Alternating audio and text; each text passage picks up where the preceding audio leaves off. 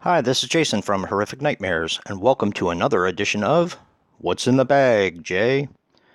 Now, this is the segment where I pick 6 movies that I've never seen from my collection, write their names on a piece of paper, throw them in the bag, draw one out at random, and do a short review. Now, of course, it's very important that you vote for your favorites to come back. You can vote for 1, you can vote for 2, you can pretty much go for the gauntlet and vote for them all. Now, speaking of, returning this week, Left in Darkness with 3 votes, Raptor with 3 votes, Trench 11, I believe, had 4 or 5 votes, and the big winner this week, Flight of the Living Dead, Outbreak on a Plane, had 6 or 7 votes. Now, making its debut this week, Hell Block 13. Now this has Debbie Rochon and Gunnar Hansen. And I've had a request to actually do a review on this, so it is in the drawing. And a movie that my friend Eric, Last Venom 76, just sent me, Blood Trails, which is supposed to be a pretty darn good slasher. So, this is where I get their names, put them in the bag, while I implore you to vote again for your favorites. Like I said, 3 or more votes gets it put back into the drawing for next week. Now I give the bag a good tussle.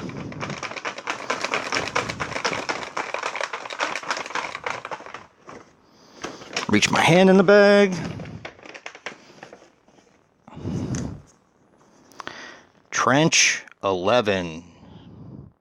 Very cool. So, Trench 11 got picked. I will be back shortly to give you my thoughts. Later.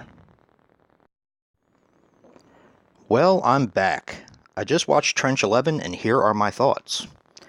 Now, Trench 11 is a 2017 film which runs approximately 91 minutes and is directed by Leo Sherman.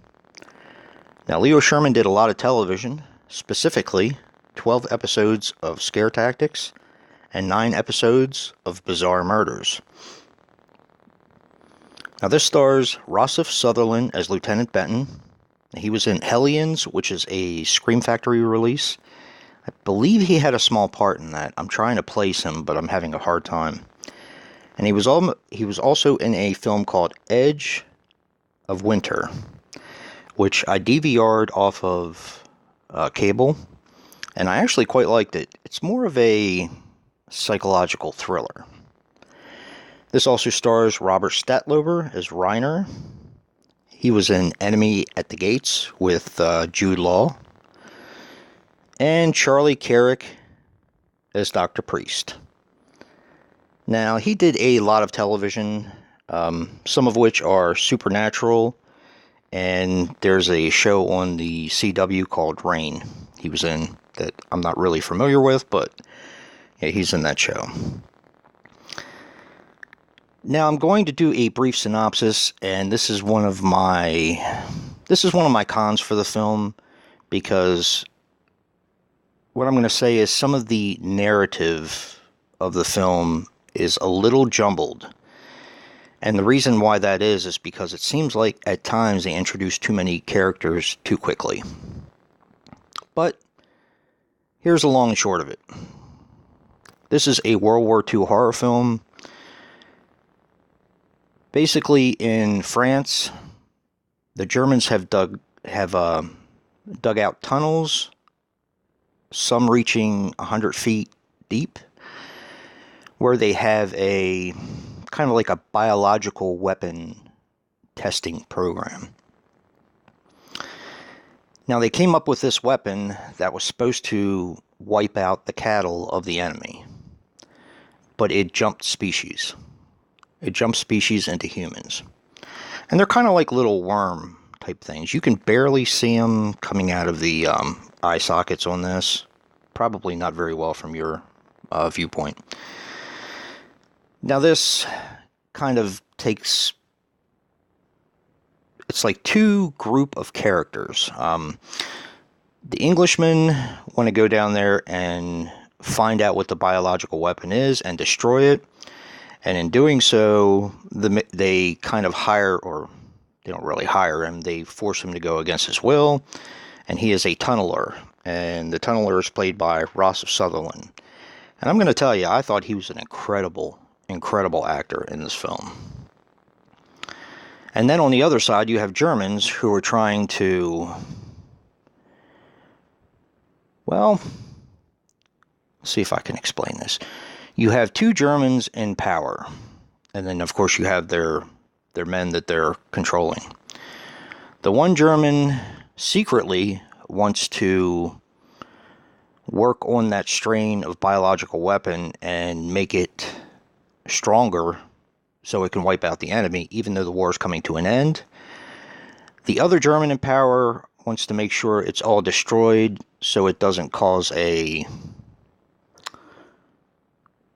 crisis on Earth. He's basically thinking of not only, what's going to happen to the enemy, but what's going to happen to his people as well if this gets out. So there's kind of like a struggle of power on the German side, which leads to a kind of an interesting friendship between the tunneler and the officer that wants the thing destroyed. There is more to this story, but of course, I'm going to kind of leave it there. What did I think of Trench 11?